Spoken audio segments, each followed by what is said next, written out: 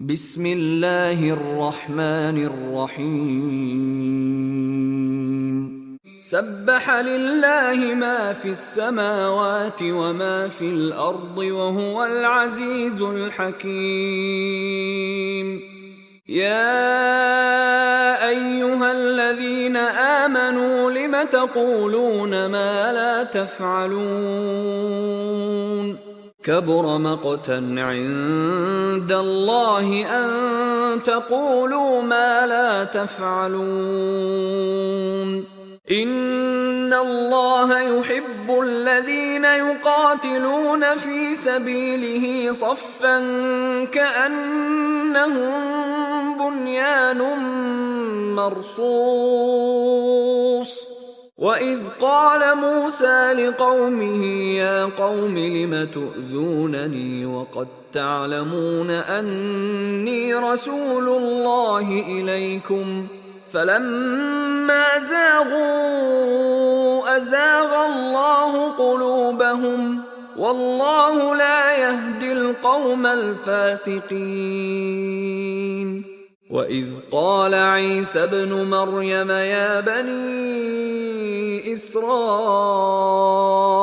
إني رسول الله إليكم مصدقا لما بين يدي من التوراة ومبشرا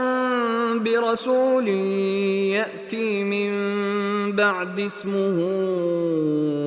أحمد فلما جاءهم بالبينات قالوا هذا سحر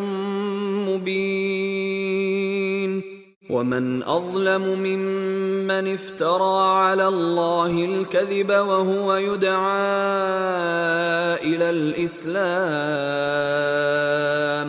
والله لا يهدي القوم الظالمين يريدون ليطفئوا نور الله بأفواههم والله متم نوره ولو كره الكافرون هو الذي أرسل رسوله بالهدى ودين الحق ليظهره على الدين كله ولو كره المشركون يا أيها الذين آمنوا هل أدلكم على تجارة تنجيكم من عذاب أليم تؤمنون بالله ورسوله وتجاهدون في سبيل الله بأموالكم وأنفسكم ذلكم خير لكم إن كنتم تعلمون يغفر لكم ذنوبكم ويدخلكم جنات تجري من تحتها الأنهار ومساكن طيبة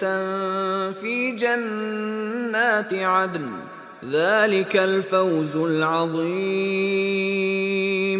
وأخرى تحبونها نصر من الله وفتح قريب وبشر المؤمنين يا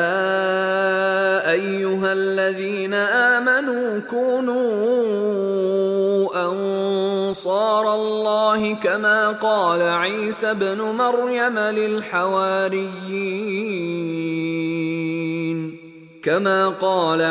ابن مريم للحواريين من أنصاري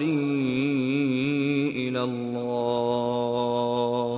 قال الحواريون نحن أنصار الله فآمنت طائفة من بني إسرائيل وكفرت طائفة فأيدنا الذين آمنوا على عدوهم فأصبحوا ظاهرين